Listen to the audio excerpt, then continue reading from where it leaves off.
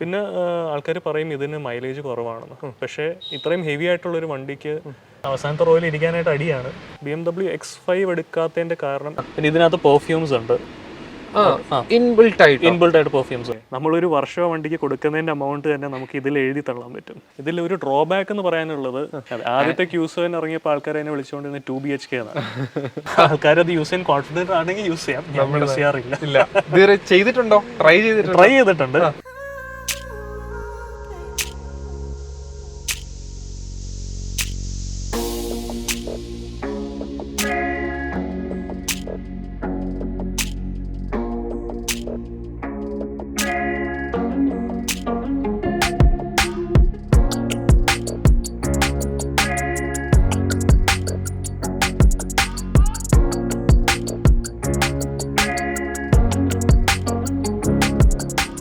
Hello friends, വാക്ക് വിത്ത് നെഫിൻ്റെ ഏറ്റവും പുതിയ എപ്പിസോഡിലേക്ക് സ്വാഗതം. ഇന്ത്യയിൽ അവൈലബിൾ ആയിട്ടുള്ള പ്രീമിയം ബ്രാൻഡ്സിൽ ഒന്നാണ് ഔഡി എന്ന് പറയുന്നത്. ഔഡിയുടെ Q7 കൊണ്ടാണ് നമ്മുടെ ഇന്നത്തെ വീഡിയോ. ഇന്നത്തേതൊരു സ്പെഷ്യൽ എപ്പിസോഡാണ്. കാരണം പ്രീമിയം ബ്രാൻഡ് വെഹിക്കിൾസ് ആണ്, രണ്ടെണ്ണമാണ് നമ്മൾ കൊണ്ടുവന്നിരിക്കുന്നത്. അപ്പോൾ ഒരെണ്ണേ നിങ്ങൾക്ക് കാണാനായിട്ട് പറ്റുന്നുള്ളൂ, ഔഡി Q7. ഒരെണ്ണൂടെ നമ്മൾ കാണിക്കുന്നതാണ്, അത് നിങ്ങൾ വീഡിയോ ഫുള്ള് കാണുമ്പോൾ നിങ്ങൾക്ക് മനസ്സിലാകും. ഔഡി Q7 എന്ന് പറയുന്നത് തന്നെ ഒരു എക്സൈറ്റിംഗ് കണ്ടന്റ് ആണ്. കാരണം ഔഡി Q7 ധാരാളം സെലിബ്രിറ്റീസ്, ഏത് സെലിബ്രിറ്റീസ് നോക്കുമ്പോഴും ഒരു സമയത്ത് ഔഡി Q7 ആയിരുന്നു, എല്ലാവർക്കും ഔഡി Q7 ഉണ്ടായിരുന്നു നോക്കിക്കഴിഞ്ഞാൽ. ഇത് ഔഡി Q7ൻ്റെ ടെക്നോളജി 55 TFSI എന്നുള്ള വേരിയൻ്റ് ആണ്.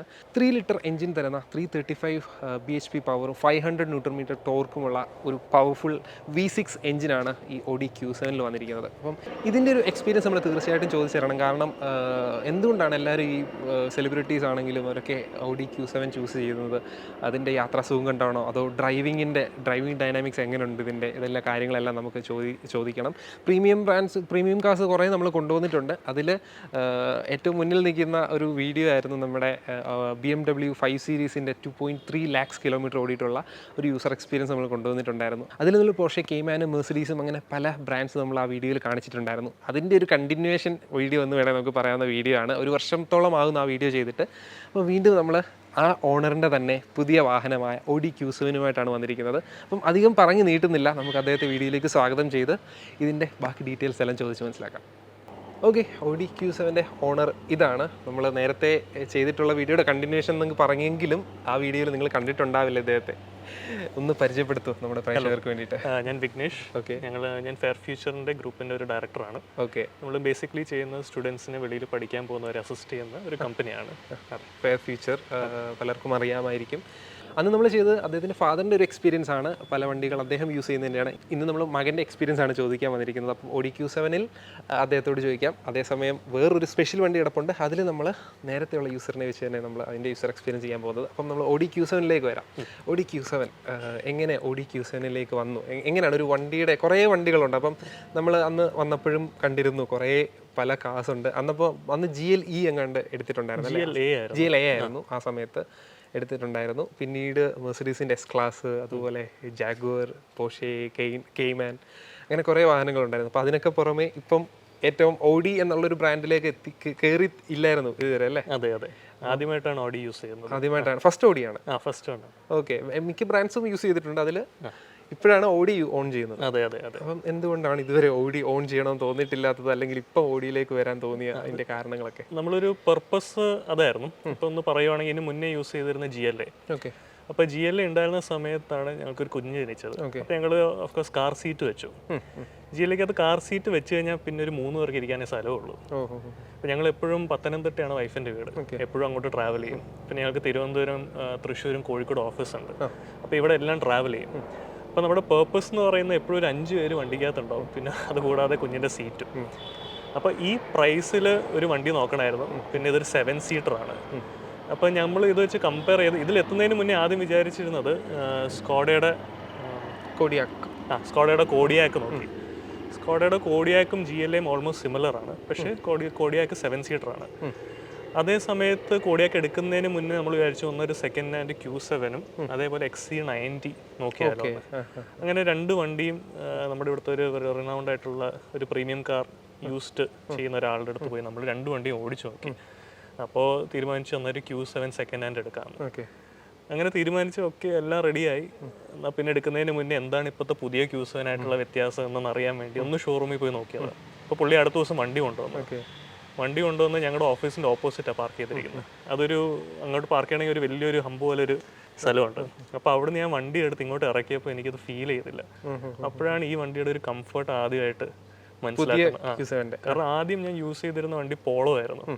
പോളോ ഉപയോഗിച്ച് നടക്കുന്ന പോലെ സിമ്പിൾ ആയിട്ട് ഇത്രയും വലിയൊരു വണ്ടി നമുക്ക് കൊണ്ടുകൊടുക്കാൻ പറ്റും. Oh really? അത് വിചാരിച്ചില്ല. കാരണം ഇത്രയും വലിയൊരു വണ്ടി നമ്മള് സത്യം ഇപ്പം നമുക്ക് ചില സ്ഥലങ്ങളിൽ പാർക്ക് ചെയ്യാനായിട്ടുള്ളൊരു ബുദ്ധിമുട്ടുണ്ടാവും. പക്ഷേ മാനുവർ ചെയ്യാൻ പോളോ ഉപയോഗിക്കുന്ന പോലെയേ ഉള്ളൂ. അത്ര ഈസിയാണ്. പിന്നെ റെഗുലർലി എല്ലാ ആഴ്ചയും ഒന്നെങ്കിൽ തിരുവനന്തപുരം അല്ലെങ്കിൽ കോഴിക്കോട് പോകും. ഒരു 300+ കിലോമീറ്റേഴ്സ് വൺ സൈഡ്. ചിലപ്പോൾ തിരുവനന്തപുരം പോകുമ്പോൾ അന്ന് തന്നെ പോയിട്ട് തിരിച്ചു വരും. അപ്പ് ആൻഡ് ഡൗൺ പോയി തിരിച്ചു വന്നതിന് ശേഷമാണ് ഈ ജിമ്മിൽ പോകാനുള്ള എനർജി ബാക്കിയുണ്ടാവും. അത്രയ്ക്കും സ്ട്രെസ് ഫ്രീ ആണ് ഈ വണ്ടി. പിന്നെ ആൾക്കാർ പറയും ഇതിന് മൈലേജ് കുറവാണെന്ന്. പക്ഷേ ഇത്രയും ഹെവി ആയിട്ടുള്ളൊരു വണ്ടിക്ക് ഞാൻ 80യുടെ മുകളിൽ ഓടിക്കാറില്ല. അപ്പോൾ എനിക്ക് 11 മൈലേജ് കിട്ടുന്നുണ്ട്. 10.5 to 11 കിട്ടുന്നുണ്ട്. ഇനീഷ്യലി ഒരു 5.5 ഒക്കെ ഇത് കാണിക്കുന്നുള്ളായിരുന്നു. പക്ഷെ ഇപ്പോൾ ഇത്രയും കിട്ടുന്നുണ്ട്. കാരണം അത് ഓടിച്ച് അങ്ങനെ ശീലമായി. ടാങ്ക് ടു ടാങ്ക് ആയിരിക്കും അടിക്കുന്നത്, ഫുൾ ടാങ്ക് ആയിരിക്കും അടിക്കുന്നത്. അത്രയും പെട്ടെന്ന് അടിക്കുന്നു എന്നുള്ളത് അതുകൊണ്ട് പിന്നെ ഇതിന്റെ ഓൺബോർഡ് കമ്പ്യൂട്ടറിൽ നമുക്ക് കൃത്യമായിട്ട് കാണാം. അത് ആക്യുറേറ്റ് ആണ്, വളരെ ആക്യുറേറ്റ് ആണ്. പിന്നെ വളരെ വിസിബിലിറ്റി ഉള്ളൊരു വണ്ടിയാണ്. അകത്തിരിക്കുമ്പോഴത്തേക്ക് ഒട്ടും ക്ലോസ്ട്രോഫോബിക് ആകത്തില്ല. നമുക്ക് അകത്തിരിക്കുമ്പോഴത്തേക്ക് നല്ല രീതിയിൽ വെളിയിലുള്ള വിസിബിലിറ്റി കിട്ടുമ്പോഴും നമ്മുടെ ആ ഒരു ട്രാവൽ കുറേ കൂടി ഈസി ആവും. അതൊരു വേറൊരു കാര്യമാണ്. പിന്നെ ഞാൻ പറഞ്ഞ പോലെ ഫാമിലിയുള്ള എല്ലാവർക്കും ഒരുമിച്ച് പോകാൻ പറ്റും കംഫർട്ടബിളി. ഒരു ബിസിനസ് ക്ലാസ്സിൽ ട്രാവൽ ചെയ്യുന്ന പോലെ ഇതിന്റെ എയർ സസ്പെൻഷൻ ഇങ്ങനെ ഒഴുകി നടക്കും. സസ്പെൻഷനാണ് ഇതിന്റെ മെയിൻ. അപ്പം പഴയ ഓഡി Q7 യൂസ് ചെയ്തിട്ട് ഇതുമായിട്ട് നല്ല വ്യത്യാസം തോന്നി അല്ലേ? ഇത് ഇപ്പോൾ പെട്രോൾ മാത്രമേ ഇറങ്ങുന്നുള്ളൂ. അപ്പോൾ ഞാൻ ആക്ച്വലി ഓടിച്ചു നോക്കിയ വണ്ടി ഡീസലായിരുന്നു, സെക്കൻഡ് ഹാൻഡ് Q7. അപ്പോൾ അത് വെച്ച് ഇതിനകത്ത് കയറുമ്പോഴത്തേക്കും വളരെ റിഫൈൻഡ് ആണ്. ശരിക്കും റോഡിൽ കൂടെ ഒഴുകി പോകുന്നത്. നമ്മൾ മുമ്പ് S350 എന്ന് പറയുന്ന വണ്ടി ആൾക്കാർ എടുക്കാൻ കാരണം അത് റോഡിലൂടെ ഇങ്ങനെ ഒഴുകി പോകുന്നു എന്ന് പറയുന്നത്. ഞങ്ങൾക്ക് S350 അതിനെക്കാട്ടും സ്മൂത്ത് ആണ് ഇത്. ഇത് കഴിഞ്ഞിട്ട് ഇപ്പോൾ നമ്മൾ പുതിയൊരു വണ്ടി എടുത്തിട്ടുണ്ട്. പക്ഷെ എനിക്ക് ഇപ്പോഴും ആ വണ്ടീനെക്കാട്ടും എനിക്ക് ട്രാവൽ ചെയ്യാൻ ഇഷ്ടം ഇതാണ്. അത് ശരി. ഓക്കെ. അത് എന്തുകൊണ്ടാണ്? മീൻസ് എന്ത് ഡ്രൈവിംഗ് ഡൈനാമിക്സ് വെച്ചിട്ടാണോ? വൺ റീസൺ SUV-യുടെ ഹൈറ്റിൽ ഇരിക്കുന്നു. നമുക്ക് ട്രാവൽ ചെയ്യുമ്പോൾ ഒരു വിസിബിലിറ്റി, ഈസ് ഓഫ് ഡ്രൈവ്. പിന്നെ നേരത്തെ പറഞ്ഞ പോലെ മാനുവർ ചെയ്യാൻ ഭയങ്കര ഈസിയാണ് വലിയ വണ്ടിയാണെങ്കിൽ. കൂടുതലും സെൽഫായിട്ടാണ് ഡ്രൈവ് ചെയ്യുന്നത്. ഞാൻ ഫുൾ സെൽഫാണ് ഡ്രൈവ്. ഇപ്പോൾ ഒരു 4 months ആയിട്ടുള്ള ഈ വണ്ടി എടുത്തിട്ട് ഇപ്പോൾ തന്നെ 13,000 kilometers ആയി. ഡെയിലി ഡ്രൈവൺ വെഹിക്കിൾ ആണ്. ഡെയിലി ഡ്രൈവ് ആണ്. പോളോ യൂസ് ചെയ്ത് നടന്ന പോലെ യൂസ് ചെയ്യുന്ന വണ്ടിയാണ് ഇത് അല്ലേ? ഓക്കെ. അപ്പം പ്രീമിയം കാർസ് ഓൺ ചെയ്യുക എന്നുള്ളത് എല്ലാവരുടെയും ഒരു സ്വപ്നമാണ്. അപ്പോൾ കൊച്ചിലെ മുതലേ ആഗ്രഹം കാണുമല്ലോ, ഇന്ന വണ്ടികളൊക്കെ സ്വന്തമാക്കണം. അങ്ങനെ പല വണ്ടികൾ സ്വന്തമാക്കി അതിൻ്റെ പിന്നിലുള്ള ഒരു സ്റ്റോറി എന്തെങ്കിലും പറയാനുണ്ടോ? വണ്ടി എന്ന് പറയുന്നത് ശരിക്കും ഒരു ലയബിലിറ്റി ആണ്, 100% ആണ്. നമുക്കൊരു പ്രോപ്പർ കാൽക്കുലേഷനിലൂടെ ഒരു വണ്ടി എടുക്കുന്ന ഒട്ടും റിസ്ക് അല്ല എന്ന് ഫീൽ ചെയ്യുമ്പോൾ മാത്രമേ നമ്മളൊരു എക്സ്പെൻസീവ് കാറിലേക്ക് പോകാൻ പാടുള്ളൂ. അങ്ങനെ ചെയ്യാൻ വേണം. അറ്റ് ദ സെയിം ടൈം വണ്ടി ഒരു സേഫ്റ്റി ഉള്ള ഒരു വണ്ടിയും കൂടി ആയിരിക്കണം എപ്പോഴും. കാരണം ഫാമിലി ആയിട്ട് ട്രാവൽ ചെയ്യുന്ന സമയത്ത് എസ്പെഷ്യലി നമ്മുടെ റോഡിൽ ബസ്സുകളൊക്കെ പോകുന്ന രീതികൾ നമ്മൾ കാണാറുണ്ട്. അപ്പോൾ സേഫ്റ്റി ഒരു കാരണമാണ്. പിന്നെ എക്സ്പെൻസീവ് കാർസ് ഉപയോഗിക്കുക എന്ന് പറയുമ്പോൾ എല്ലാ രീതിയിലും നമ്മൾ അതിനെ കൺസിഡർ ചെയ്യണം. ഫസ്റ്റ് ഓഫ് ഓൾ ഞാൻ എല്ലാ രീതിയും കാൽക്കുലേറ്റ് ചെയ്തിട്ടേ ഒരു വണ്ടി എടുക്കത്തുള്ളൂ. നമ്മളൊരു ബിസിനസ് ഓണർ ആയതുകൊണ്ടും നമുക്ക് പല ടാക്സ് എക്സംഷൻസും ഇതിലൂടെ നമുക്ക് കാൽക്കുലേറ്റ് ചെയ്തെടുക്കാം. അതിൻ്റെ ഒരു അഡ്വാൻറ്റേജ് വേണ്ടിയിട്ട്. അങ്ങനെ വണ്ടി വാങ്ങാന്ന് മാത്രമല്ലല്ലോ, അതിൻ്റെ മെയിൻ്റെനൻസും കൂടെ ആണല്ലോ മെയിൻ. ഇപ്പോൾ ഒരു പ്രീമിയം ബ്രാൻഡ്സിലോട്ട് പോകുമ്പോൾ മെയിൻ്റെനൻസ് ആണ് മെയിൻ. ഇപ്പം നമ്മുടെ കഴിഞ്ഞ 5 സീരീസിൻ്റെ വീഡിയോയിൽ നമ്മൾ സംസാരിച്ചതുപോലെ അതിൻ്റെ മെയിൻ്റെനൻസ് കോസ്റ്റ് ഒക്കെ ആളുകൾ എപ്പോഴാണ് അത്രയും ഉണ്ട് എന്ന് ഭയങ്കര ഷോക്കിംഗ് ആയിരുന്നു. അത്രയും എക്സ്പെൻസ് വരുന്നുണ്ട്. അപ്പോൾ അതുപോലെ ഉള്ള എക്സ്പെൻസുകളാണോ ഇതിന് വരുന്നത്? ഓഡി എന്നുള്ള ബ്രാൻഡിന് എക്സ്പെൻസ് കമ്പാരിറ്റീവ്ലി എങ്ങനെ ഫീൽ ചെയ്തു? ഇതൊരു പുതിയ വണ്ടി ആയതുകൊണ്ട് തന്നെ ഇതുവരെ നമുക്ക് സർവീസ് കോസ്റ്റിൻ്റെ ഒരു എക്സ്പീരിയൻസ് ആയിട്ടില്ല.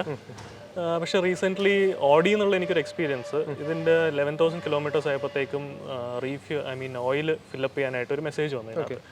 ഞാൻ വണ്ടി കൊണ്ടുപോയി കൊടുത്തു, പക്ഷേ അവരത് ഫ്രീ ആയിട്ട് ചെയ്തു തന്നു. അത് നല്ലൊരു എക്സ്പീരിയൻസ് ആയിരുന്നു. അപ്പോൾ ഇവിടുത്തെ പുതിയ ഓഡിയുടെ ഡീലർ വളരെ നന്നായിട്ടാണ് സർവീസ് കൊടുക്കുന്നതെന്നാണ് എൻ്റെ ഒരു അഭിപ്രായം. ബിക്കോസ് എല്ലാ ഡീലേഴ്സുമായിട്ട് നമ്മൾ എക്സ്പീരിയൻസ് ഉള്ളതുകൊണ്ട് ബെറ്റർ ആയിട്ട് തോന്നി. ബെറ്റർ അല്ലേ, ഈക്വലി ഗുഡ്.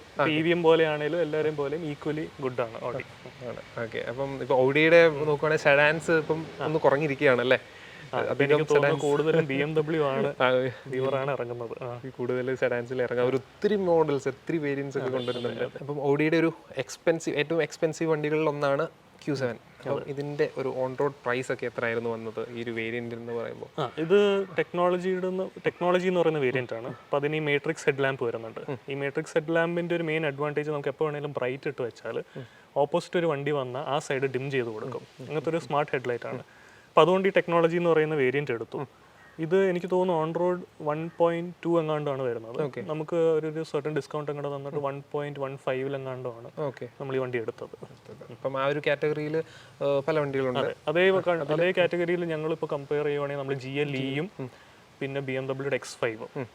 BMW X5 എടുക്കാത്തതിൻ്റെ കാരണം എൻ്റെ പർപ്പസ് എന്ന് പറയുന്നത് ഇത് നമുക്കൊരു ഫാമിലി യൂസിനുള്ളൊരു വണ്ടിയായിരുന്നു. അപ്പോൾ എനിക്ക് തോന്നുന്നു comfort four passengers Audi Q7 ആണ്. അതേപോലെ GLE വരുമ്പോൾ അത് ഡീസലാണ് വരുന്നത്. അതിനും വണ്ടിക്കൊരു ജേർക്ക് ഉണ്ട്, ബിക്കോസ് ഡീസൽ എഞ്ചിൻ ആയതുകൊണ്ട്. അപ്പോൾ ഈ 3 വണ്ടികളും പിന്നെ ഇതിന് മാത്രമേ 7 സീറ്റർ ഉള്ളൂ. At the same time GLE 135 അങ്ങാണ്ട് വരുന്നുണ്ട്. 2 വണ്ടിക്കും 10-15 ലക്ഷം രൂപ കൂടുതലാണ്. അപ്പോൾ അതുകൊണ്ടാണ് ഈ വണ്ടി ഇത്ര ഇറങ്ങുന്നത്. ശരിക്കും ഒരു 1 CRന് ഭയങ്കര വർത്താണ്. I would compare it to as good as GLSന്റെ അത്രയും എന്താ പറയാ ഫീച്ചേഴ്സ് ഇല്ലെങ്കിലും, പക്ഷെ നമ്മൾ ഡെയിലി യൂസ് ചെയ്യുന്ന ഫീച്ചേഴ്സ് എന്തൊക്കെയാണ്, കംഫർട്ടബിൾ ഡ്രൈവ് വേണം എന്നുള്ളതാണല്ലോ, അത് നമുക്ക് ഇതിൽ കിട്ടുന്നുണ്ട്. At the same time 7 seater ആണ്, സ്പേഷ്യസ് ആണ്. ഓക്കെ, അത് അത്യാവശ്യം നല്ലൊരു റോഡ് പ്രസൻസും തരുന്ന ആണ്. അങ്ങനെയാണ് Q7ന്റെ പ്രൈസ് വന്നിരിക്കുന്നത്. അപ്പം നെക്സ്റ്റ് വീഡിയോ ഭയങ്കര സർപ്രൈസിങ് ആണ്. അത് കാണാനായിട്ട് നമ്മുടെ ചാനൽ സബ്സ്ക്രൈബ് ചെയ്താൽ നിങ്ങൾക്ക് അടുത്ത വീഡിയോ അപ്ലോഡ് ചെയ്യുമ്പോൾ തന്നെ കാണാനായിട്ട് പറ്റും. അത് അധികം റിവ്യൂ ഇല്ലാത്തൊരു വണ്ടിയാണ്. മലയാളത്തിൽ നോക്കിയാലും വളരെ കുറച്ച് വീഡിയോസ് മാത്രമേ നിങ്ങൾക്ക് കാണാൻ പറ്റുള്ളൂ.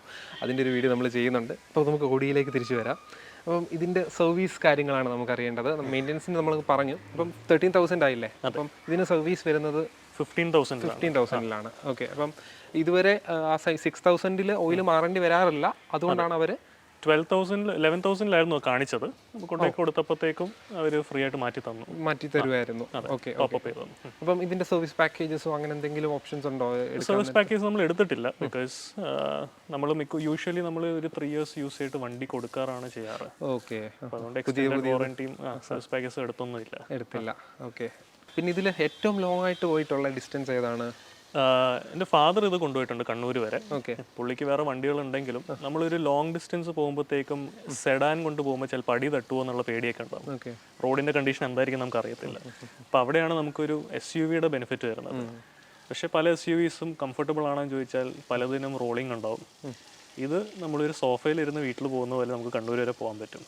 പിന്നെ ഞാൻ യൂഷ്വലി കാലിക്കറ്റും ട്രിവാൻഡ്രവും പോകുന്നതാണ് ഇത് ലോങ് ആയിട്ട് റൺ ചെയ്തിട്ടുള്ളത്. ഓക്കെ, അപ്പോൾ ആ ഒരു എക്സ്പീരിയൻസ് കിട്ടാൻ വേണ്ടി ഇതാണ് എടുക്കാറ് എപ്പോഴും കൂടുതൽ. ഞാൻ ഇതുകൊണ്ട് മാത്രമേ ഇതേ ഇപ്പോൾ യൂസ് ചെയ്യാറുള്ളൂ അല്ലേ? അപ്പോൾ മറ്റുള്ള വണ്ടികൾ, ഇപ്പോൾ ഫാദർ യൂസ് ചെയ്യുന്ന മറ്റു വണ്ടികൾ നമ്മൾ കാണിച്ചിട്ടുണ്ടായിരുന്നു, അതെല്ലാം സെഡാൻസ് ആണ് കൂടുതലും. സെഡാൻസ് ആയിരുന്നു കൂടുതൽ എടുത്തിരുന്നത്. അപ്പോൾ SUV എടുത്തു കഴിഞ്ഞാൽ ഇവിടെയും ധൈര്യപൂർവ്വം കൊണ്ടുപോകാം. അതെ, ഇപ്പോൾ എനിക്ക് ഏറ്റവും പ്രാക്ടിക്കലി യൂസ്ഫുൾ ആയിട്ടുള്ള വണ്ടി ഇത് തന്നെയാണ്. അതുകൊണ്ട് ഡെയിലി യൂസ് ചെറിയ വണ്ടിയായിട്ട് ഹാൻഡിൽ ചെയ്യാൻ പറ്റുന്ന സ്ഥിതിക്ക് ആ കാര്യത്തിലും പേടിക്കണ്ട. പക്ഷെ നമ്മൾ പുറത്തുനിന്ന് കാണുമ്പോൾ അങ്ങനല്ല. വലിയൊരു വണ്ടി, ബിഗ് സൈസ്, വലിയൊരു കാർ. ഇതെങ്ങനെ ആദ്യത്തെ Q7 ഇറങ്ങിയപ്പോൾ ആൾക്കാരെ എന്നെ വിളിച്ചുകൊണ്ടിരുന്ന 2 BHK ആണ്. അത്രയ്ക്കും സ്പേഷ്യസ് ആണ്, അത്രയും ഹ്യൂജ് ആണെന്നുള്ള രീതിയിൽ. ഇതിപ്പോൾ റിഫൈൻഡ് ആയി ഒരു പോളോ പോലെ കൊണ്ടുനടക്കാം. എഞ്ചിൻ റിഫൈൻമെന്റ് എല്ലാം വന്ന് മാനുവറബിലിറ്റി, ട്രാൻസ്മിഷൻ, എല്ലാ രീതിയിലും. പിന്നെ അല്ലാതെ പെർഫോമൻസ് വൈസ് നോക്കിയാൽ എങ്ങനെയാണ് അതിന്റെ ഒരു ഫീല്? വളരെ പവർഫുൾ ആണ്. പക്ഷെ നമ്മുടെ റോഡ്സിൽ എത്രത്തോളം നമ്മൾ പവർഫുൾ ആയിട്ട് വണ്ടി യൂസ് ചെയ്യും. ഞാൻ പിന്നെ പറഞ്ഞ പോലെ എപ്പോഴും എൻ്റെ കൂടെ ഒരു 2-year-old ഉണ്ട്. അപ്പോൾ അത് കാരണം ഞാൻ 80യുടെ മുകളിൽ പോകാറില്ല. അതാണ് എൻ്റെ ഒരു യൂഷ്വൽ സ്പീഡ്. ഓക്കെ, കാരണം പെർഫോമൻസിന്റെ കാര്യങ്ങളൊന്നും ഇപ്പം നമുക്ക് ചോദിക്കാനൊക്കില്ല. കാരണം അതൊന്നും യൂസ് ചെയ്യുന്നില്ലെങ്കിൽ ഇപ്പം ഇത് ഇങ്ങനത്തെ വണ്ടികൾ അതിന് വേണ്ടിയിട്ടുള്ളതല്ല. അതിന് വേണ്ടിയിട്ടുള്ള മറ്റു വണ്ടികളുണ്ട്. പെർഫോമൻസ് വണ്ടി ആണ് പുറകിൽ കിടക്കുന്നത്. നമ്മൾ അതിലേക്ക് വരാം.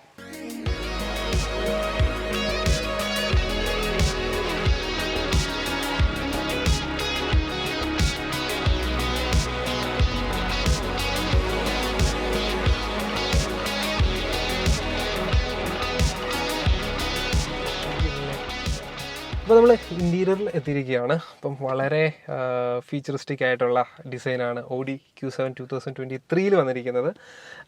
ഫ്രണ്ടിൽ നോക്കിക്കഴിഞ്ഞാൽ ഇപ്പോൾ എല്ലാവരും ഫോളോ ചെയ്യുന്ന പോലെ എല്ലാം ടച്ച് ആക്കിയിരിക്കുകയാണല്ലേ? അതെ. അത് പ്രാക്ടിക്കലി എങ്ങനെയുണ്ട്? അതൊരു കാണാൻ നല്ല ഭംഗിയാണ് രാത്രിയൊക്കെ. പക്ഷേ നമ്മൾ വണ്ടി ഓടിക്കുന്ന സമയത്ത് കണ്ണ് നമ്മൾ അതിലേക്ക് പോയാലേ നമുക്കൊന്നും ചേഞ്ച് ചെയ്യാൻ പറ്റത്തുള്ളൂ. അതൊരു പ്രാക്ടിക്കൽ ഡിഫിക്കൽട്ടി ആണ്. എനിക്ക് തോന്നുന്നു ഇപ്പോൾ പല ബ്രാൻഡ്സും സ്റ്റിൽ പോർഷെ ആണെങ്കിലും ഒക്കെ മാക്സിമം ടച്ചിലേക്ക് പോകാതെ ഇപ്പോഴും അനലോഗിൽ മെയിൻറ്റെയിൻ ചെയ്യുന്നുണ്ട് പലതും. അപ്പോൾ അതാ ഒരു സേഫ്റ്റിക്ക് വേണ്ടി ആയിരിക്കണം. അതെ, കാരണം കുറച്ച് സ്പീഡ് പെർഫോമൻസ് കോൺസെൻട്രേറ്റഡ് വെഹിക്കിൾസ് ആകുമ്പോൾ അതെ അതെ ഒട്ടും ഡ്രൈവിംഗിൽ നിന്ന് അതെ ഒരുപാട് ടെക്നോളജിയിലേക്ക് മാറാതെ കുറച്ച് സ്റ്റിൽ ഒരു റോ കാറായിട്ട് മെയിൻറ്റെയിൻ ചെയ്യാൻ വേണ്ടി ആയിരിക്കണം. അതെ, നമുക്ക് വണ്ടി ഓൺ ചെയ്യാം.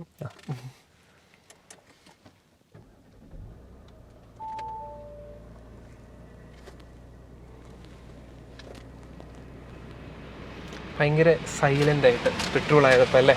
അതെ, ഡീസൽ ആയിരുന്നപ്പോ അതെ അതെ വളരെ സൈലന്റ് ആണ്. മീൻസ് അല്ല, മറ്റേ ഡീസൽ നോക്കിയപ്പോ അതിൽ നിന്ന് ഇതിലോട്ട് വന്നപ്പോ പെട്ടെന്നൊരു വ്യത്യാസം തോന്നി കാണുമല്ലോ. പിന്നെ വളരെ രീതിയിൽ ഇപ്പൊ എനിക്ക് തോന്നുന്നു പുതിയ ഇലക്ട്രിക് കാർസിന്റെ അത്രയും തന്നെ ഓൾമോസ്റ്റ് സൈലന്റ് അല്ല, പക്ഷെ ആ ഒരു ഷിവറിങ് വളരെ കുറവാണ്. വൈബ്രേഷൻസ് ഒന്നും കുറവാണ്. ഇൻവീച്ച് ലെവലൊക്കെ എന്തായാലും ബെറ്റർ തന്നെ ആയിരിക്കും. അതെ അതെ എനിക്ക് തോന്നുന്നു പണ്ട് വണ്ടികളിലൊക്കെ കൂടുതലും സ്ക്രൂസിലായിരുന്നു അറ്റാച്ച് ചെയ്തോണ്ടിരുന്നത്. ഇപ്പൊ അഡ്ഹസീവ്സ് ആണ്. അപ്പൊ അതുകൊണ്ട് തന്നെ ഇതിന്റെയൊക്കെ ജോയിന്റ്സ് കുറെ കൂടി സ്ട്രോങ്ങർ ആണ്. ജോയിന്റ്സിന്റെ എണ്ണം കുറയുമായിരിക്കും. ജോയിന്റ്സിന്റെ എണ്ണവും കുറയും. പിന്നെ എനിക്ക് തോന്നുന്നു പണ്ട് ആൾക്കാർ പറയാറുണ്ട് വണ്ടിയിൽ മെറ്റൽ പാർട്സ് കൂടുന്തോറും നമ്മുടെ ട്രാവലിംഗ് കംഫർട്ട് കുറയും എന്നുള്ളത്. അത് പണ്ട് തൊട്ടേ ജർമ്മൻ കാർസ് കൊണ്ടുവന്ന ഒരു ടെക്നോളജിയാണ്. ഏറ്റവും കുറവ് ജോയിന്റ്സ് കുറയ്ക്കുക, അഡ്ഹസീവ്സ് യൂസ് ചെയ്യുക, റിഫൈൻമെന്റ് കൂട്ടുക എന്നുള്ളത്. പിന്നെ റിഫൈൻമെന്റിന്റെ കാര്യം പോലെ തന്നെ ഹൈലൈറ്റഡ് ആയിട്ടുള്ള ഒരു കാര്യമാണ് സ്പേഷ്യസ് ആയിട്ടുള്ള ഒരു ഇന്റീരിയർ അല്ലേ? വലിയൊരു ക്യാബിൻ സ്പേസ് ആണ് അകത്ത് വന്നിരിക്കുന്നത്.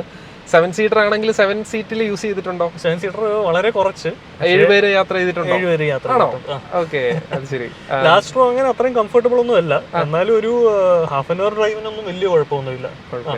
അത്യാവശ്യത്തിന് പെട്ടെന്ന് ഒരാളെ കയറണം എന്നുണ്ടെങ്കിൽ കുഴപ്പമില്ല. അതെ, നമ്മൾ ഇവിടുന്ന് എറണാകുളത്ത് നിന്ന് ചേർത്തലേക്ക് സ്ഥിരം 7 പേരായിട്ട് പോകാറുണ്ട് കഴിക്കാനൊക്കെ പോകുമ്പോൾ ഉച്ചയ്ക്ക്. അത് വലിയ കുഴപ്പമില്ല. പക്ഷെ അവസാനത്തെ റോയിൽ ഇരിക്കാനായിട്ട് അടിയാണ്. അത് ശരി, ഇരിക്കണ്ടെന്ന് പറഞ്ഞിട്ട്. ഇരിക്കണ്ടെന്ന് പറഞ്ഞു. അപ്പം ടച്ച് വരുന്നെങ്കിലും ഇതിന്റെ അവിടെ മാത്രം എയർ വെന്റ് തിരിക്കാനും ക്ലോസ് ചെയ്യാനുള്ള സ്വിച്ച്. എയർ വെന്റ് തിരിക്കാനുള്ള സ്വിച്ചസ് ഇതാണ്. ഇത് നമ്മുടെ സാധാരണ വണ്ടിയിലുള്ള പോലെ എയർ വെന്റ്സിന്റെ മാത്രം ആ ഒരു ഇത് വന്നിരിക്കുന്നു. പിന്നീട് മ്യൂസിക് മാറ്റാനും വോളിയം അപ്പ് ആൻഡ് ഡൗണിന് മാത്രം സ്വിച്ചസ് വന്നിരിക്കുന്നു. ബാക്കിയൊന്നും സ്വിച്ചസ് അല്ല, ബാക്കിയെല്ലാം ടച്ച് കൺട്രോൾസ് ആണ് വന്നിരിക്കുന്നത്. പിന്നെ ഫീച്ചേഴ്സ് ചോദിക്കുകയാണെന്നുണ്ടെങ്കിൽ ഫീച്ചേഴ്സ് ഇഷ്ടം പോലെ കാണും. നമ്മളെന്ന് പറഞ്ഞാൽ ഇന്നെങ്ങും തീരില്ല. അതുകൊണ്ട് ഫീച്ചേഴ്സ് എല്ലാം ഒന്നും ചോദിക്കുന്നില്ല. ഏറ്റവും ഇഷ്ടപ്പെട്ട, അതായത് കുറച്ച് കാലമായിട്ട് യൂസ് ചെയ്യുന്നതിൽ പ്രാക്ടിക്കലി യൂസ്ഫുൾ ആയിട്ടുള്ള ഫീച്ചേഴ്സ് എന്തൊക്കെയാണ് എടുത്തു പറയാനുള്ളത്? ആക്ച്വലി ഞാൻ വണ്ടി സ്റ്റാർട്ട് ചെയ്ത് അങ്ങ് ഓടിച്ചു പോകും, തിരിച്ചു കൊണ്ടിട്ടും അതേ ഉള്ളൂ. അപ്പോൾ ഇതിന്റെ സൗണ്ട് സിസ്റ്റം ഇൻക്രെഡിബിൾ ആണ്, വളരെ നല്ലതാണ്. എനിക്കൊന്ന് ബർമൈസ്റ്റർ എന്ന് പറയുന്ന Bang and Olufsen, Bang and ഒലിഫ്സന്റെ 16 സ്പീക്കേഴ്സ് ആണെന്ന് തോന്നുന്നു. 16 വളരെ നമുക്ക് പണ്ടൊരു E270 ഉണ്ടായിരുന്നു, ഒരു മെർസിഡീസ് 2003 എഡിഷൻ. അന്ന് ഞങ്ങൾക്ക് അതിൽ ബാങ് ആൻഡ് ഒലിഫ്സന്റെയും സ്പീക്കേഴ്സും പിന്നെ ആംപ്ലിഫയർ വേറെ ഏതോ ആയിരുന്നു. അതിന്റെ ഈക്വൽ ക്വാളിറ്റി പിന്നെ എനിക്ക് ഫീൽ ചെയ്ത ഇതിലാണ്. സ്പീക്കറാണ് ഏറ്റവും അട്രാക്റ്റീവായിട്ട് ഫീൽ ചെയ്തിട്ടുള്ള ഒരു ഫീച്ചർ. പിന്നെ ബാക്കി അകത്തെ ലൈറ്റിംഗ്, നൈറ്റിലൊക്കെ ആംബിയൻ ലൈറ്റും വളരെ ഭംഗിയാണ്. പക്ഷേ രാവിലെ ഇത് കാണുന്നില്ല, പക്ഷേ ഇതിന്റെ കോക്പിറ്റ് വളരെ ഭംഗിയാണ്. ലൈറ്റ്സ് വളരെ ഭംഗിയാണ്. ലൈറ്റ്സ് നമുക്ക് അതെല്ലാം കസ്റ്റമൈസ് ചെയ്യാനുള്ള ഓപ്ഷൻസും ഉണ്ട്. ഫുള്ളി കസ്റ്റമൈസ് ചെയ്യാം നമുക്ക് ഇങ്ങനെ കാർ സീറ്റ് പോയിട്ട്. പിന്നെ ഇതിനകത്ത് പെർഫ്യൂംസ് ഉണ്ട്, ഇൻബിൽട്ട് ആയിട്ട് പെർഫ്യൂംസ് ഉണ്ട്. AC പോയി കഴിഞ്ഞാൽ നമ്മൾ സെറ്റിംഗ്സ് എടുത്താൽ, പെർഫ്യൂം എടുത്താൽ വിന്ററും സമ്മറെന്നും പറഞ്ഞ് 2 എണ്ണം ഉണ്ട്. അപ്പോൾ നമ്മൾ സമ്മറിലേക്ക് ഇട്ടിട്ട് ഇപ്പോൾ എനിക്ക് തോന്നുന്നു 5 മാസം കൊണ്ട് ആ കൂടി 14% ഉപയോഗിച്ചിട്ടുള്ളൂ. അപ്പോൾ നമ്മൾ ഓരോ പ്രാവശ്യം സർവീസിന് പോകുമ്പോഴത്തേക്കും അവരത് ടോപ്പ് ചെയ്യും. അപ്പോൾ വേറെ പെർഫ്യൂംസ് ഒന്നും മേടിച്ച് ബെൻസിലോ അല്ലെങ്കിൽ ഇവിടെ ഒന്നും വെക്കേണ്ട ആവശ്യമില്ല. ഞാൻ ആക്ച്വലി വെച്ചിട്ടുണ്ട്. അത് എനിക്ക് തോന്നുന്നു ഒരു കടയിൽ വെച്ച് കണ്ടപ്പോൾ അങ്ങ് മേടിച്ചാണ്. പക്ഷേ പേർപ്പസ്ഫുള്ളി ഫങ്ഷണലി ഇത് മതി. എന്തൊരു ഓഡ് സ്മെല്ല് വന്നാലും നമ്മൾ യൂഷ്വലി ഇതിങ്ങനെ പെർഫ്യൂം ഇട്ടുകൊണ്ടിരിക്കും. പക്ഷെ നമുക്ക് ആവശ്യത്തിന് നമുക്ക് പെട്ടെന്നൊന്ന് ചെയ്യണമെന്നുണ്ടെങ്കിൽ ഇതുപോലെ ചൂസ് ചെയ്താൽ നമുക്ക് പെർഫ്യൂം യൂസ് ചെയ്യാൻ പറ്റും. പിന്നീട് എയർ പ്യൂരിഫൈങ് ടെക്നോളജീസും കാര്യങ്ങളൊക്കെ അതെന്തായാലും ഉണ്ട്, 100% ഉണ്ട്. അങ്ങനെ ഫീച്ചേഴ്സ് വേറെ എന്തൊക്കെയാണ് സ്ഥിരമായിട്ട് യൂസ് ചെയ്യുന്ന ഫീച്ചേഴ്സ്? പിന്നെ യൂസ് ചെയ്യുന്നത് പിന്നെ ഇതിന്റെ ഹൈറ്റ് അഡ്ജസ്റ്റബിൾ ആയതുകൊണ്ട് തന്നെ ഡ്രൈവ് സെലക്ട് ഇടുമ്പോഴത്തേക്കും off road, all road, efficiency, comfort, auto എന്ന് പറയുന്ന ഡൈനാമിക് ആണ് നമ്മുടെ സ്പോർട്ടിലിട്ട് ഓടിക്കുമ്പോഴത്തേക്കും. നമുക്കിവിടെ ഹൈറ്റ് പൊങ്ങും താഴുന്നതും കാണാം. ഇപ്പോൾ താഴെയായിരുന്നു ഇരുന്നിരുന്നത്, നമുക്കതൊന്ന്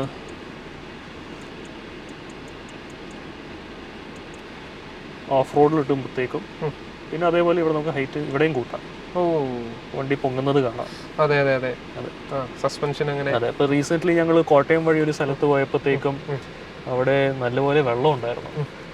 അപ്പോൾ ഒരു വണ്ടി പോകുന്നത് കണ്ടപ്പോൾ നമുക്ക് മനസ്സിലായി എത്രത്തോളം വെള്ളമുണ്ടെന്ന്. അപ്പോൾ നമ്മൾ വണ്ടി ഹൈറ്റ് കൂട്ടിയിട്ട് നമുക്ക് കോൺഫിഡൻ്റ് ആയിട്ട് അതിൽ കൂടെ ഓടിച്ചു പോകാൻ പറ്റി.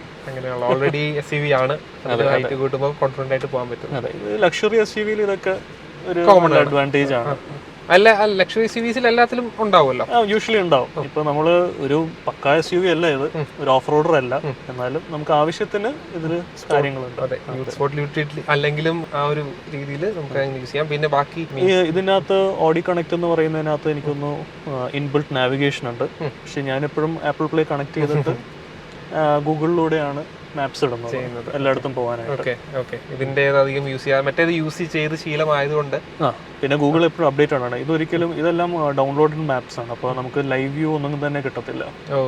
അപ്പോൾ ഗൂഗിളിന്റെ നമ്മൾ ആപ്പിൾ പ്ലേയിൽ കണക്ട് ചെയ്യുമ്പോഴത്തേക്കുള്ളൊരു അഡ്വാൻറ്റേജ് നമ്മൾ യൂഷ്വലി യൂസ് ചെയ്യുന്ന പോലെ നമുക്കത് യൂസ് ചെയ്ത് പോവാം എന്നുള്ളത് തന്നെയാണ്. ഓക്കെ. പിന്നെ ആവശ്യം ഇല്ല എന്ന് തോന്നിയിട്ടുള്ള, ഇങ്ങനെ ഒരു ഫീച്ചറിന്റെ ആവശ്യമില്ലായിരുന്നു തോന്നിയിട്ടുണ്ടോ ഏതെങ്കിലും ഒരു ഫീച്ചറിനെ പറ്റി? ഇതിനകത്ത് ഓട്ടോമാറ്റിക് പാർക്കിംഗ് ഉണ്ട്. ആൾക്കാർ അത് യൂസ് ചെയ്യാൻ കോൺഫിഡന്റ് ആണെങ്കിൽ യൂസ് ചെയ്യാം. നമ്മൾ യൂസ് ചെയ്യാറില്ല. ഇതുവരെ ചെയ്തിട്ടുണ്ടോ? ട്രൈ ചെയ്തിട്ടുണ്ട്. ഇവിടെ ഞാൻ ഒരിക്കൽ ട്രൈ ചെയ്തിട്ടുണ്ട്. പെർഫെക്റ്റ് ആയിട്ട് നമ്മൾ ഫീഡ് ചെയ്തിരിക്കുന്ന പോലെ പോയി പാർക്ക് ചെയ്യും. പക്ഷേ ഇവിടെ വില്ല പ്രോപ്പർട്ടി ആയതുകൊണ്ട് ഇവിടെ എപ്പോഴും കുട്ടികൾ അങ്ങോട്ടും ഇങ്ങോട്ടും ഓടി നടക്കുന്നത്. അതുകൊണ്ട് എനിക്കൊരു വിശ്വാസമില്ല. അപ്പം സെൻസ് ചെയ്ത് നിർത്തും, പക്ഷേ റിസ്ക് എടുക്കാറില്ല. അതെ അതെ. പിന്നെ വളരെ നല്ലൊരു ഫീച്ചറാണ്, നമ്മൾ രാത്രി ഇത് തുറന്നിടും. പാനോറാമിക് സൺറൂഫ് വളരെ നല്ലതാണ്, ലാസ്റ്റ് വരെ പോവുകയും ചെയ്യും. ഓക്കെ. പുറകിലെത്താൻ കുറച്ച് സമയം എടുക്കും, എന്നാലും അപ്പോൾ പുറകിലിരിക്കുന്നവർക്കൊക്കെ ഇതിടുമ്പോഴത്തേക്ക് ക്ലോസ്ട്രോഫോബിക് ഫീല് നല്ലപോലെ കുറയും. ഓൾറെഡി ആ ഒരു ട്രാവൽ കംഫർട്ടിന് നല്ല രീതിയിൽ ഹെൽപ്പ് ചെയ്യുന്ന കാര്യങ്ങൾ ഇതൊക്കെ. നൈറ്റ് ഡ്രൈവിലൊക്കെ ഇത് ഓപ്പൺ ആക്കേണ്ടതല്ലേ ഉള്ളൂ അല്ലേ? ഇത് ഓപ്പൺ ആക്കേണ്ടതേ ഉള്ളൂ. ഇത് ഓപ്പൺ ആക്കിയിട്ടുണ്ടോ? ആക്കാറുണ്ടോ? മീൻസ് ഇല്ല, ഓപ്പൺ ആക്കാറില്ല. കാരണം വണ്ടിയുടെ അകത്ത് പൊടി കയറാതിരിക്കാൻ വേണ്ടിയിട്ട് അങ്ങനെ ഓപ്പൺ ആക്കാറില്ല. Okay okay. അപ്പം അതൊക്കെയാണ് ഇന്ത്യയിൽ പറഞ്ഞത്. നമ്മൾ പറഞ്ഞ പോലെ 10% ഫീച്ചേഴ്സ് പോലും നമ്മൾ പറഞ്ഞിട്ടില്ല, ഡിസ്കസ് ചെയ്തിട്ടില്ല. അങ്ങനെ പറയുകയാണെങ്കിൽ കുറേ കാണും. നമ്മൾ മെയിൻലി ഒരു യൂസർ യൂസ് ചെയ്യുന്ന ഫീച്ചേഴ്സ് ഇതൊക്കെയാണ് ഏറ്റവും മെയിനായിട്ട് യൂസ് ചെയ്യുന്നത്. ബാക്കി ഫീച്ചേഴ്സൊക്കെ യൂസ് ചെയ്യുന്നുണ്ടാവാം, നമ്മളതൊന്നും എല്ലാം പറഞ്ഞിട്ടില്ല. ഓക്കെ, ഇനിയിപ്പോൾ നമുക്ക് വീഡിയോയിൽ പോയിട്ട് ബാക്കി ഇതിൻ്റെ നെഗറ്റീവ്സ്, എന്തെങ്കിലും ഓഡി Q7-ൽ നെഗറ്റീവ്സ് ഉണ്ടാവുമോ, എന്താണ് യൂസറിന് പറയാനുള്ളത് നമുക്ക് ചോദിക്കാം. ഓക്കെ, അതൊക്കെയാണ് അതിൻ്റെ അകത്തെ ഫീച്ചേഴ്സ്. ഇൻറ്റീരിയർ ഫീച്ചേഴ്സൊക്കെ നമ്മൾ കണ്ടു. എല്ലാമല്ല, യൂസർ യൂസ് ചെയ്യുന്ന ഫീച്ചേഴ്സാണ് നമ്മൾ ഡിസ്കസ് ചെയ്തത്. ഇനി നമുക്ക് ചോദിക്കാനുള്ളത് ഓഡി Q7-ൻ്റെ പോരായ്മകൾ എന്തൊക്കെയാണ്, നെഗറ്റീവ്സ് എന്തെങ്കിലും പറയാനുണ്ടോ ഈ വണ്ടിയിൽ? ആക്ച്വലി ഞാൻ ഇപ്പോഴും ഒരു ഹ്യൂജ് ഫാനാണ്. വണ്ടി എനിക്ക് വളരെ ഇഷ്ടമാണ്. ഇതിൽ ഒരു ഡ്രോബാക്ക് എന്ന് പറയാനുള്ളത്, നമ്മുടെ കൺട്രോൾസ് എല്ലാം ടച്ചാണ്. അപ്പോൾ ടച്ചിൻ്റെ ഒരു ഡ്രോബാക്ക്, നമ്മൾ വണ്ടി ഓടിച്ചുകൊണ്ടിരിക്കുന്ന ചില സമയത്ത് നമ്മൾ അങ്ങോട്ട് കണ്ണ് പോകണം. ഫോർ എക്സാമ്പിൾ ഈവൻ ടെമ്പറേച്ചർ കുറയ്ക്കാൻ പോലും കണ്ണങ്ങോട്ട് പോകുമ്പോൾ നമ്മുടെ ആ ഒരു റോഡിൽ നിന്നുള്ള ഒരു കോൺസെൻട്രേഷൻ മാറും. അതൊരു നെഗറ്റീവ് ആണ്. അതെ അതെ അതെ. ഇപ്പോൾ പോർഷയിലാണെങ്കിൽ പോലും ഇപ്പോഴും എല്ലാം ബട്ടൺസ് ആണ്. അതൊരു അഡ്വാൻറ്റേജ്. നമുക്ക് റോഡിൽ നിന്ന് കണ്ണെടുക്കാതെ തന്നെ നമുക്കത് മാറ്റാൻ പറ്റും. പിന്നെ ഹെഡ്സപ്പ് ഡിസ്പ്ലേ ഇല്ല എന്നുള്ളത്. ഹെഡ്സപ്പ് ഡിസ്പ്ലേ ഇല്ല. അത്രയും എക്സ്പെൻസീവ് ഒരു വണ്ടിക്ക് അത് വേണമെങ്കിൽ ആവായിരുന്നു. അതൊക്കെ റിക്വയർമെന്റ് ആണ്. വേറെ ഒന്നുമില്ല, വേറെ ഒന്നും പറയാനില്ല. ബാക്കി എല്ലാം തന്നെ ആയിട്ടുള്ള ഒരു കാറാണ് ഓഡി Q7 എന്നാണ് പറയാനുള്ളത് അല്ലേ? ഓക്കെ. പിന്നെ എന്തെങ്കിലും സജഷൻസ് പറയാനുണ്ടോ? പുതിയതായിട്ട് വാഹനം നോക്കുന്നവർ, ആ ഒരു ബഡ്ജറ്റിലുള്ളവർ നോക്കണമെങ്കിൽ എന്തുകൊണ്ട് ഇതിലേക്ക് വരണം എന്നുള്ള കാര്യങ്ങളാണ് നമ്മൾ പറഞ്ഞിരിക്കുന്നത് വീഡിയോയിലെല്ലാം. എങ്കിലും എന്തെങ്കിലും എൻ്റെ ഒരു സജഷൻ ഉള്ളത്, Q7 നോക്കാൻ പോവുകയാണെങ്കിൽ പുതിയ Q8-ൻ്റെ ഇലക്ട്രിക് ഇറങ്ങിയിട്ടുണ്ട്. അതൊരു നല്ല ഓപ്ഷനാണ് കൺസിഡർ ചെയ്യാൻ, especially if you are a business owner. Because ഇപ്പോൾ ഇന്ത്യയിൽ 40% ഡിപ്രിസിയേഷൻ വരുന്നത് ഇലക്ട്രിക് വണ്ടികൾക്ക്. ഇതിന് 15% ഉള്ളൂ പെട്രോൾ വണ്ടികൾക്ക്. അപ്പോൾ അത് ഒരു ഫിനാൻഷ്യലി ഒരു നല്ല ഡിസിഷൻ ആയിരിക്കാം. പിന്നെ Q8 കാണാൻ ഭംഗിയാണ്. അതൊന്ന് ഞാൻ എടുത്ത സമയത്ത് പെട്രോളേ ഉള്ളൂ അന്ന്, അതുകൊണ്ടാണ് ഞാൻ Q8 നോക്കായിരുന്നത്. പക്ഷേ ഇന്നായിരുന്നെങ്കിൽ മേ ബി ഞാൻ അതും കൂടി ചിന്തിച്ചേനെ, ഇലക്ട്രിക് വണ്ടി. അപ്പം അല്ല, ഈ 2-3 വർഷം കഴിഞ്ഞ് കൊടുക്കാനാണെങ്കിൽ അങ്ങനെ എടുത്തിട്ട് കാര്യമുണ്ടോ? അത് സ്ഥിരമായിട്ട് യൂസ് ചെയ്യാൻ വേണ്ടിയിട്ടല്ലേ? അല്ല, Q8 ഞാൻ പറയാനുള്ള കാരണം അതിൻ്റെ ഒരു ഫിനാൻഷ്യൽ അഡ്വാൻറ്റേജ് ആണ്. ബിക്കോസ് നമുക്ക് നല്ല രീതിയിൽ ഡിപ്രിസിയേഷൻ കിട്ടുമ്പോൾ ക്ലോസ് ടു 0 കോസ്റ്റിൽ നമുക്കത് ഓൺ ചെയ്യാൻ പറ്റും. എക്സ്പെൻസ് സോളാറൊക്കെ ഉണ്ട്. അതെ, മീൻസ് ഞാൻ ഉദ്ദേശിച്ചത് ഇപ്പോൾ 40% ഡിപ്രിസിയേഷനും അതിൻ്റെ ഒരു സർട്ടൻ എമൗണ്ട് ടാക്സ് എക്സംഷനും കിട്ടുമ്പോൾ നമ്മളൊരു വർഷം വണ്ടിക്ക് കൊടുക്കുന്നതിൻ്റെ എമൗണ്ട് തന്നെ നമുക്ക് ഇതിൽ എഴുതി തള്ളാൻ പറ്റും. അപ്പോൾ ക്ലോസ് ടു 0 കോസ്റ്റിലാണ് നമ്മൾ ഇലക്ട്രിക് വണ്ടികൾ ഓൺ ചെയ്യുന്നത്. അത് ഒരു ഇന്ത്യ ഗവൺമെന്റ് ഒരു വളരെ നല്ലൊരു മൂവ് ആയിരുന്നു ഇലക്ട്രിക് വണ്ടികൾ പ്രൊമോട്ട് ചെയ്യാൻ വേണ്ടിയിട്ട്. അതെ, ഓക്കെ. അങ്ങനെ Q8 പോയി ഇനി അല്ലെങ്കിൽ അല്ലേ? Okay okay. അപ്പം സെഡാൻസിലോട്ട് താല്പര്യമില്ലേ? ഇനിയിപ്പോൾ ഒരിക്കലും അടുത്തൊന്നും ഉണ്ടാവുമെന്ന് എനിക്ക് തോന്നുന്നില്ല. SUV യൂസ് ചെയ്ത് അത്രയ്ക്കും കംഫർട്ടബിൾ ആയിപ്പോയി. ഇനി ആ കംഫർട്ട് സോണിൽ നിന്ന് വെളിയിൽ ഇറങ്ങി വേണം വേറെ ട്രൈ ചെയ്യാനല്ലേ? അല്ല പിന്നെ ഫൺ ഡ്രൈവിന് വേണ്ടി അങ്ങനത്തെ ഇതൊക്കെ എടുക്കുക. കെയ്മാൻ യൂസ് ചെയ്യാറില്ല? കെയ്മാൻ നല്ലപോലെ യൂസ് ചെയ്യാറുണ്ട്. എനിക്കൊന്ന് ഫസ്റ്റ് ഇയറിൽ ഞാനൊരു 8000 കിലോമീറ്റേഴ്സ് അത് യൂസ് ചെയ്തായിരുന്നു. അതും വളരെ പ്രാക്ടിക്കലായിട്ട് ഡെയിലി യൂസിന് പറ്റുന്ന വണ്ടിയാണ്. If you R single person അല്ലെങ്കിൽ ഫാമിലി രണ്ടുപേരേ ഉള്ളൂ എങ്കിൽ. പിന്നെ ആൾക്കാർ യൂസ് ചെയ്യുന്നത് ജസ്റ്റ് ഫോർ ലെഷർ, അതിനു വേണ്ടി ഒരു സൺഡേ വെളിയിൽ എടുത്ത് ഓടിച്ച് നടക്കുമ്പോൾ അങ്ങനെ വണ്ടി ഉപയോഗിക്കും. ഓക്കെ, അപ്പോൾ അതൊക്കെയാണ് നമുക്ക് പറയാനുള്ളത്. അപ്പം ഇനിയൊരു അപ്ഗ്രേഡ് ഉണ്ടെങ്കിൽ ഏതിലോട്ട് പോകും എന്നുള്ള ക്വസ്റ്റിനും അതിൻ്റെ ആൻസറും അവിടെ കിടപ്പുണ്ട്. അതിലോട്ടാണ് നമ്മുടെ നെക്സ്റ്റ് വീഡിയോ. അപ്പോൾ ഈ വീഡിയോ വൈൻഡപ്പ് ചെയ്യാൻ സമയമായി. അപ്പോൾ നമുക്ക് അടുത്ത വീഡിയോയിൽ അടുത്ത വണ്ടി കാണാം. ഓക്കെ, അപ്പം thank you so much Vignesh bro. Thank you. നല്ലൊരു എക്സ്പീരിയൻസ് തന്നു. ഒരു പ്രീമിയം കാറ്റഗറിയിലുള്ള ഒരു ആൾക്ക് അവരെങ്ങനെയാണ് അവരുടെ കാര്യങ്ങളെന്നൊക്കെ അറിയാൻ വാഹനപ്രേമികൾക്ക് താല്പര്യമുണ്ട് അതിയായിട്ട്. അതെല്ലാം നമ്മൾ ഈ വീഡിയോയിൽ ഷെയർ ചെയ്തിട്ടുണ്ട് എന്ന് വിശ്വസിക്കുന്നു. നിങ്ങൾക്ക് എന്തെങ്കിലും ഈ വീഡിയോയുടെ അഭിപ്രായങ്ങൾ പറയാനുണ്ടെങ്കിൽ താഴെ കമൻറ്റ് സെക്ഷനിൽ രേഖപ്പെടുത്തുക. നമ്മൾ പുതിയ വീഡിയോയുമായിട്ട് വീണ്ടും വരും. ഇതേ സ്ഥലത്ത് ഇതേ ഓണറിൻ്റെ വണ്ടിയാണ് അടുത്ത് നമ്മൾ ചെയ്യാൻ പോകുന്നത്. അപ്പം സ്റ്റേ ട്യൂൺഡ്. അതുവരേക്കും